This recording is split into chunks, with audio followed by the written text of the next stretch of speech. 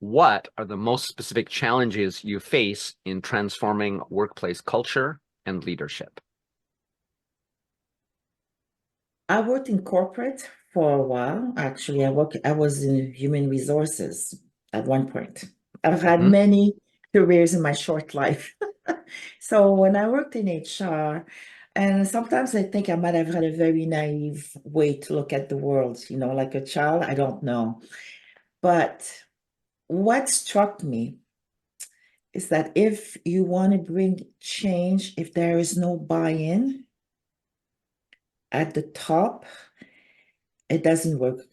Let's say you were given, I'll give an example. I was given a task um to move the needle in diversity and employment equity, but I was not at the decision-making level. Hmm. So it felt like Don Quixote against the windmill because if you do not have a buy-in at the top, you can do all the right thing at your level. And even the one at the grassroots, the workers, the frontliner who want to participate. Hmm.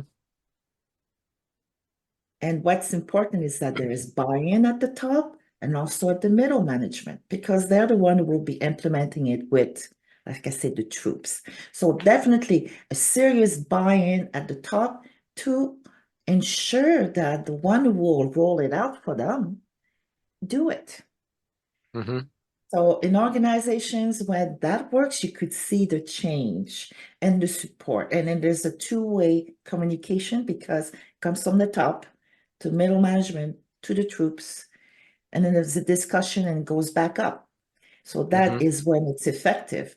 But when it's more, um, the top tells you what to do, there's not really a buy-in at the top, it's just an exercise.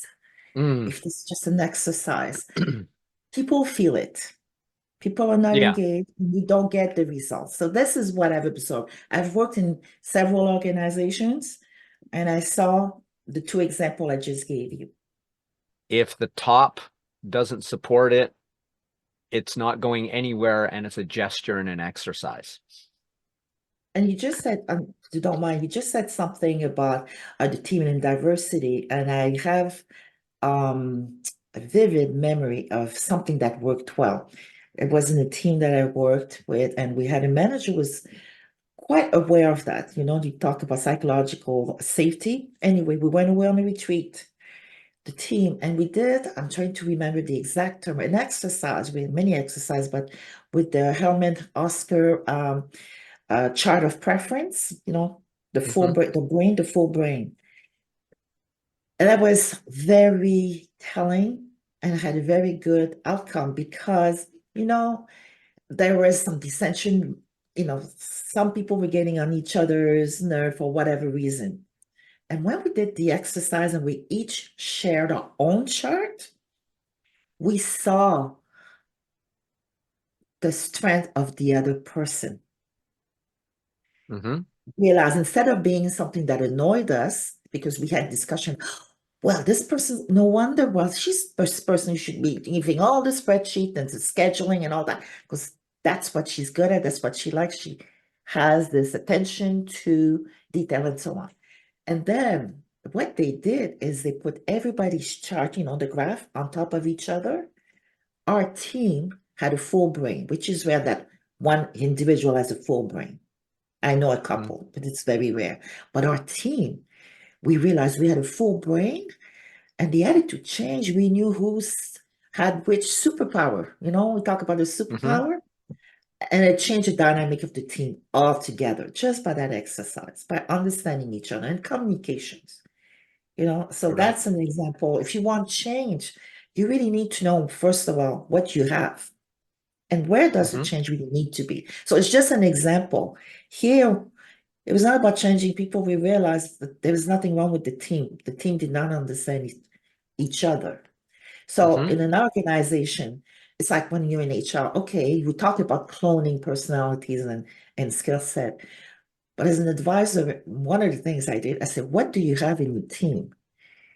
What do you want moving forward? What do you want to bring in? unfortunately, it's not always the mindset of hiring managers. But when you think that way, first of all, it gives you food for thought. Okay, well, what do I have? A lot of times they don't know. Right. So if you do If a you've never fact check, examined it. yeah. So if you don't know what you have, how do you know which direction to steer your ship? You Yes. know, Yeah, for I sure. usually I talk a lot in analogy. I always talk like that. But definitely, and that is a hard question to answer for many. What do Hmm. you have?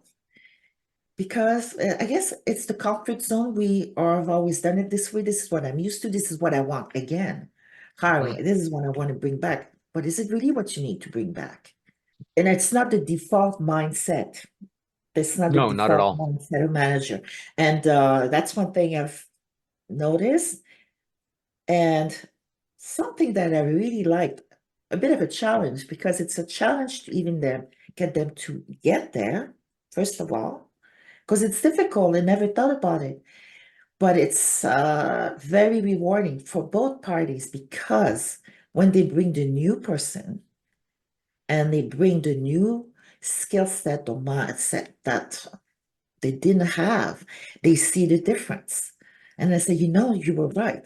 Because it's not that easy. There was always a bit of a struggle to make them come to Hmm. the light and agree in doing things a little differently than they've done before.